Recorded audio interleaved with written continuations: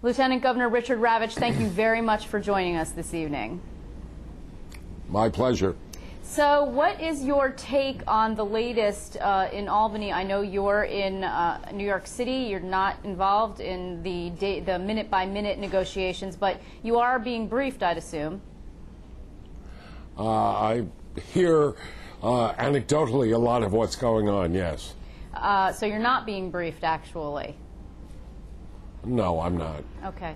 But in terms of what you are seeing now at the Capitol with, well, I mean, as we know, everything is now back to, I don't even know what square we're on yet, but the two-way deal, the revenue bill is not going to pass. What are your thoughts about just the way that this has come down to date? Well, I think there are two separate things going on. First of all, as I've said before, I think on this program, democracy has a very tough time dealing with the kind of economic contraction that we're facing. And the fact of the matter is behavior hasn't changed anywhere. The unions are doing the same thing they've done every other year. The banks are promoting all kinds of crazy borrowing schemes in Albany. The lobbyists are just as active as they always were, if not more so. I'm not saying any of those things are wrong, but behavior hasn't changed, and the economic world has changed fundamentally. And it's very, very hard for people in politics, who in part have to reflect both things. They have to reflect what their constituents want, and they also have to reflect the realities that they have to deal with. And I think everybody's having a very difficult, painful time making that adjustment. I think it's equally true in Washington, and it's probably true in most of the state capitals around the country. The way that the governor actually utilized these extender bills, putting pieces of his budget that the legislature didn't like and then forcing them to choose between a shutdown and the extenders, is something that's new and that we haven't seen before. Is that something you approve of? Let me say the first extenders that the governor introduced were all reflected things where there was agreement with the legislature. And that was totally appropriate under the circumstances for two reasons. One, you had to keep the government functioning. And two, a lot of these cuts, you can't wait till half the fiscal year is gone to cut something that would ordinarily be cut over 12 months, because that imposes a greater hardship on the recipients of the money that the government is cutting. So that was right. In the last extender bill, the governor tried to get the balance of the budget done. And that raises a very interesting legal question and a very serious question about governance, which clearly the legislature balked at, because they recognized that if a governor could indeed get a whole budget enacted through a series of extender bills, that raised a question as to whether there was an appropriate balance of responsibility and power between the legislative and executive branches of government. As we all know, and we all learned in ninth grade in high school, under our Constitution and under our system of democracy, the responsibility for enacting budgets rests with both the legislative and executive branch of So I'm government. hearing then from you that you didn't think it was appropriate, and if you say it raises legal questions, then No, should I the thought it was legislature have sued? I'm sorry, should the legislature have challenged this legally? Well, I'm not familiar with the legal issues and don't have a legal judgment. I think it's an interesting legal question.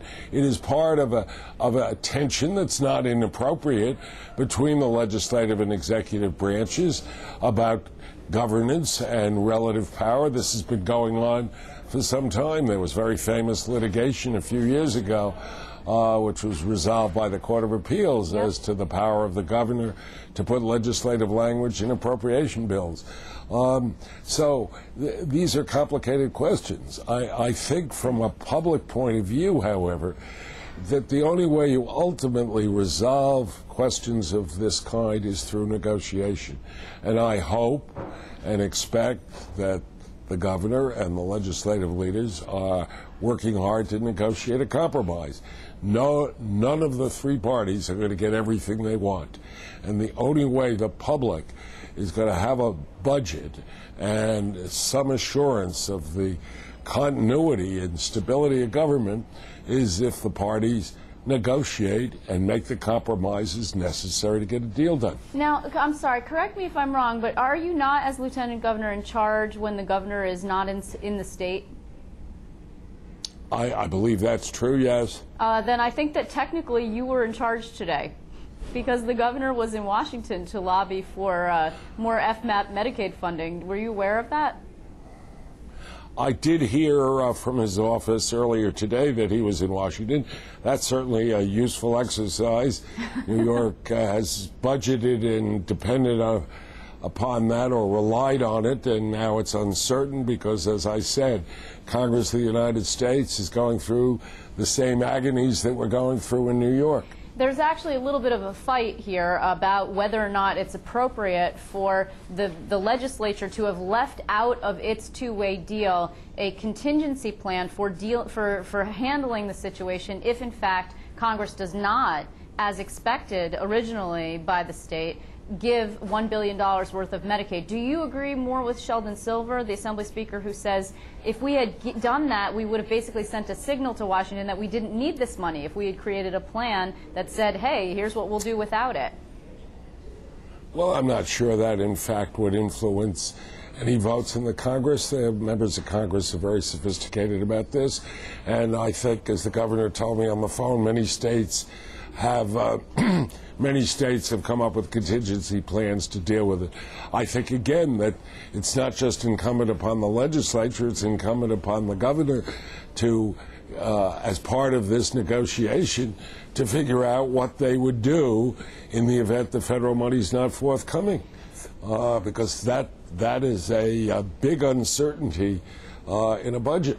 So you are speaking to the governor then? You did speak to the governor today on the phone? I not today, but I spoke to him yesterday. Okay. There is actually, I know that you've gone through some of the budget, there is actually, as it turns out, borrowing in this budget. Is there not? Mirabile dictu. I don't know what that means, Lieutenant Governor. It is no surprise to me. I predicted it in March. There's a lot of borrowing in the budget. The pension, borrowing from the pension fund to make pension payments. Some like to call it a deferral, but it's the economic equivalent of a borrowing. And the corporate tax credit postponement is also a borrowing because they have to pay it back to the corporations that are relieved, that give up the credit for the next 3 years. But under the legislation, as I saw it a few weeks ago, the state has to pay it back in 3 years. So that's the economic equivalent of a borrowing as well. Yeah, do you feel this isn't, of course, the big plan that you had proposed, which would have been really a straight borrowing, a floating of bonds with some budgeting reform, going to gap budgeting that you had proposed, and some real stringent requirements to try and rein in the budgeting process. Nevertheless, the fact that there is budgeting, borrowing rather, despite the fact that the governor has said that there would not be, there isn't any, do you feel vindicated in some way by that? No. Look, this has nothing to do with me or how I feel about these things. First of all, what I said back in March was that borrowing to cover operating deficits was a bad thing. Yep. And I simply said that the important thing was